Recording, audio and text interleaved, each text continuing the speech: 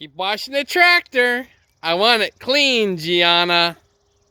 Welcome back to Hoosier Helpers. Today we're going to do a product review of two different STIHL products that we use oftentimes on Hoosier Helpers. We got our STIHL BGA56 Leaf Blower that we're going to take a good review of, and then we're also going to look at the STIHL HSA56 Hedge Trimmer. So the leaf blower that we've got here is a couple years old now. Didn't use it a whole lot until this year. Now we were actually using it quite a bit.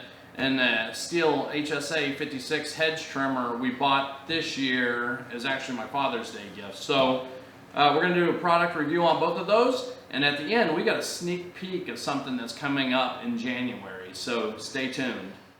All right, so with either the BGA56 that we have here, with either this product or the STIHL Hedge Trimmer, you're going to get a battery, a single battery, and you're also going to get a battery charger with it. So both of these products are going to come with the AK battery series. This AK battery series is a nice compact design. It's got a push button to tell you how much battery charge is left in it, which is pretty handy whenever you're getting ready to go on a job and you want to see. The STIHL BGA56 Leaf Blower here is going to come with an AK20 battery. The Hedge Trimmer is going to come standard with the AK10 battery. When I bought this Hedge Trimmer, I asked for the upgrade to an AK20 battery, and the purpose for that was I wanted to have both units using the same battery so they were completely interchangeable. Even though the AK10 battery would have worked just fine in the leaf blower, the amp hours of that battery would have been not sufficient.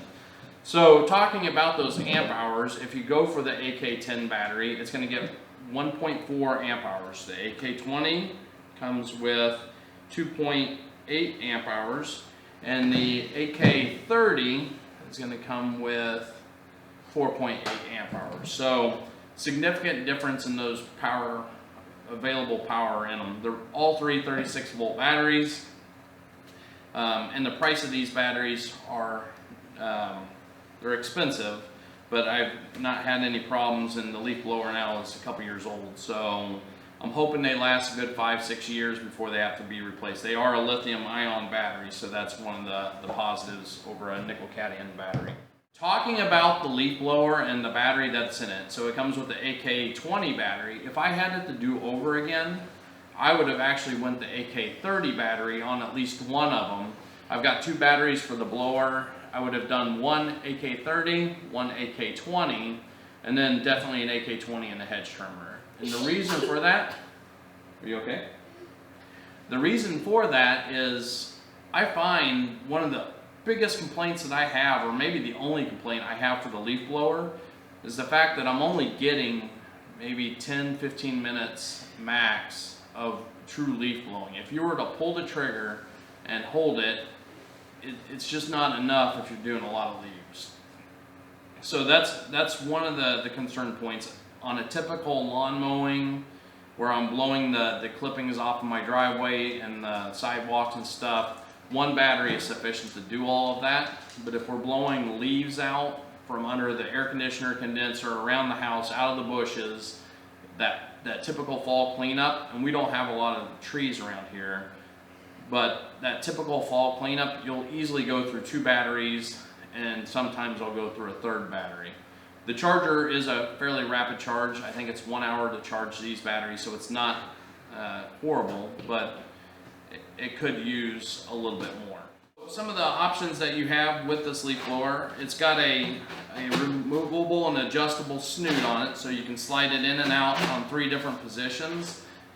Twist to lock it in place so it won't go in and out past that, or you can remove it off completely.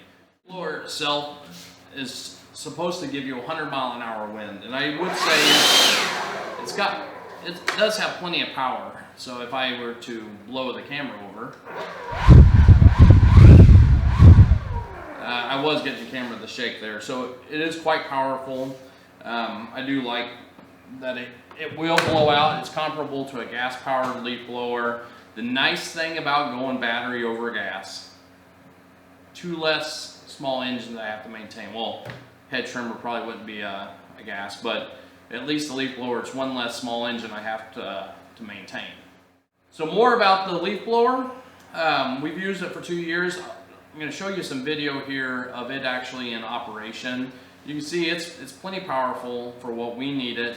If you were going to look into a commercial type application, I would say it's probably not the right unit for you, and for a homeowner it's perfect, and for what we use it for with our Hoosier Helpers projects, it's very sufficient. We did have a project at the Peoria Friendship House. Here's a little video of that, where we're using it to blow sticks and stuff off the basketball court. So the HSA56 trimmer comes with about a 20-inch bar on it. Cuts on both sides of the bar, the front and the back. So far we've used it this year quite a bit, probably more than a typical homeowner. For hedges and stuff, it works just fine. When you get into a little bit bigger stuff, small trees, about 1 inch in diameter is all you're going to be able to cut through with this. We were using it on one of our Hoosier Helper projects, and I was using it to cut a vine that was growing up in a tree, and some of the branches on the vine were about 1 inch thick. Not extremely hard wood. I would call it more of a softwood type plant, but it was woody, and the trimmer did cut through it with no problem. It's hard to tell right now how well this is going to hold up, but you can sharpen the blades. You can buy new blades, you can buy new guards. I think it's going to be just fine.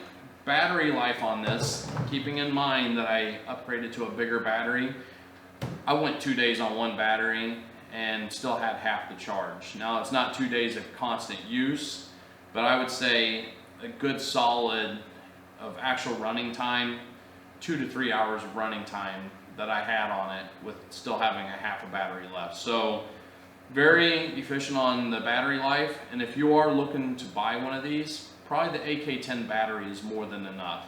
I wouldn't necessarily go for that bigger battery in this case. If you do have a leaf blower or something else that has that same AK battery series, then it might make sense to go ahead and buy that same battery so that you can interchange your batteries. What we often find is we'll use one battery, do a lot of our hedge trimming up first, and then whatever's left in that battery will end up going into the leaf blower to finish the day. Some of the features of the HSA trimmer: safety grip handle that you have to compress, a thumb switch that you have to compress, and then a trigger, and they also got a palm grip. So all four of those have to be used in combination in order for the blade to start activating.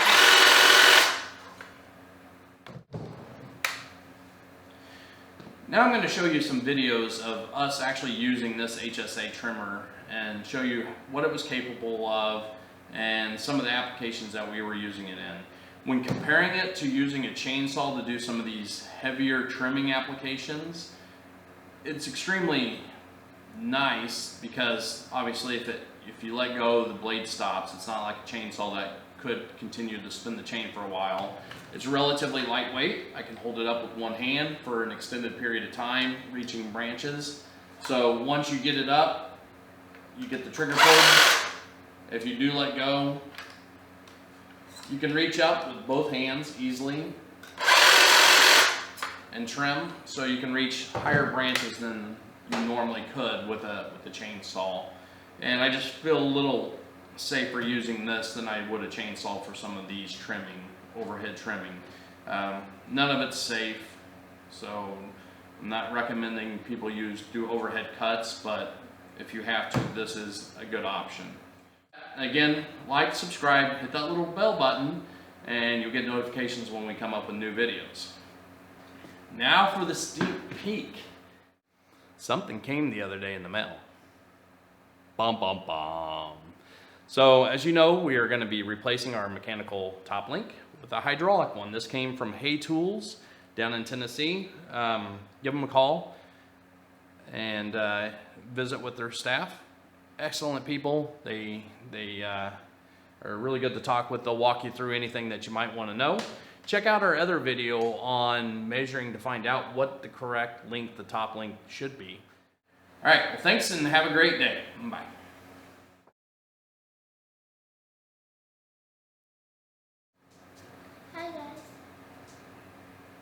guess I could talk a little bit.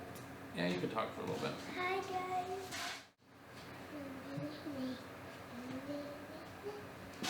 Everybody.